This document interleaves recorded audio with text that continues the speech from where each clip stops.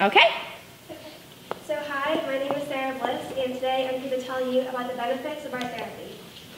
Today I would like to start with a quote by Pablo Picasso. Art is a light that enables us to realize the truth. Art is something that allows people to be creative and lets them reveal their true self and emotions. So why not take advantage of this? How many people in the audience have heard of or know what art therapy is? Okay, so a few people know, but these numbers actually coincide really well with how well people are familiar with art therapy in the real world. So for those of you who don't know, art therapy is a form of psychotherapy that encourages free self-expression through painting, drawing, or sculpture, among many other mediums of art. For my senior project, I job shadowed Christine O'Brien, the art teacher at the middle school. I was able to decorate the auditorium for the Bow High School Winter Chorus and Band Concert and Poetry Out Loud competition, as well as hold my own art therapy sessions. My art therapy sessions were held on a weekly basis, and it was an opportunity for students to participate in various art activities. The goal of my senior project was to reduce the stress of students through various mediums of art and to increase people's awareness of art therapy as a whole. Before I was able to host any of my art therapy sessions, I had to plan and research different art activities that I could make available. Once I had all my plans made, I had to make a calendar that had all my art session dates listed out with a corresponding activity that would take place on that time. And then finally, I had to design and hang up posters to spread the word about my art therapy sessions so that people would attend. For my first art therapy session, the activity that I chose was adult coloring books. This was by far one of the most popular activities. After completing the art therapy session, the majority of the participants said that they felt less stressed than they did when they first began. I concluded this information from the surveys that I made and had all the participants take before and after the art therapy session. The surveys asked the participants to rate on a scale from 1 to 10 how stressed, happy, and relaxed they were feeling at that time.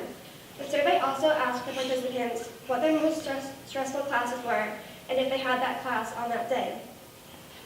When it came time to pick the most convenient time for my art therapy sessions, breaks seemed to be one of the most obvious choices. This was for two reasons. The first reason was because many people are available during break, and secondly, because according to many various sources that I found during my research, 40 minutes is the minimum amount of time that someone needs to be completing art for in order to start receiving any benefits or changes.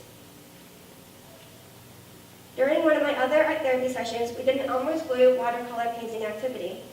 This was my only 2-day session because we needed time for the glue to dry, and the 40-minute block was not enough time.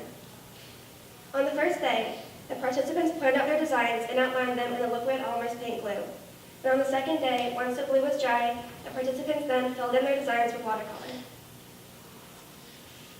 Throughout my art therapy sessions, I tried to vary the different types of art that I had the participants create. This was because not every medium of art is effective for every person. According to my research, painting was one of the most effective mediums of art for people in general, which is why I tried to incorporate a lot of painting. During my project, I also had the opportunity to meet Renee Albee, who is a master-level art therapist based out of Concord. She works at the Concord Hospital as well as owning her own private practice. During an interview, she told me that the medium of art depends on the person and that everyone's experience will be different. This is why I tried to keep my art sessions really generic so that everyone could receive benefits. Many people are also not aware of the different problems that art therapy can either help or fix. Art therapy has been proven to improve mental, emotional, and physical states, reduce stress levels, and decrease symptoms in PTSD, dementia, depression, terminal illness, and anxiety, among many other things. One of my final activities was Agate Slice's rock painting. I chose to do this activity due to the popularity of my previous watercolor activities. This was probably one of my favorite activities to host because the final outcome was really cool. How we achieved the paintings up there was we took different shades of watercolors and put them in an oval shape to look like the rock, and then at the end we sprinkled salt in the middle to really make it look like a real agate. And during art therapy, people often go into what is known as the zone, which allows them to forget the world and any problems that they may be facing at that time. In fact, during my art therapy sessions, I could actually see the participants becoming more relaxed. This is very similar to what I saw during my job shadow at the middle school with Mrs. O'Brien. I learned a lot during my time there. I was able to watch the shift in the students' energy from when they first came in to the end of the 1-hour block. When the students first came into the classroom, they were always very wound up, and after they finished working on their art projects, you could see that they were a lot calmer. This was very interesting for me to watch, because it really proved everything that I was researching at the time to be true. Overall, I learned a lot about the different aspects of art therapy through all the different parts of my project, including my research, my interview with Renee Albee, and my weekly art therapy sessions. In conclusion, everyone, no matter who you are or what your background is, art therapy is something to offer to you, so why not take advantage of it? And are there any questions? No? Okay. Thank you.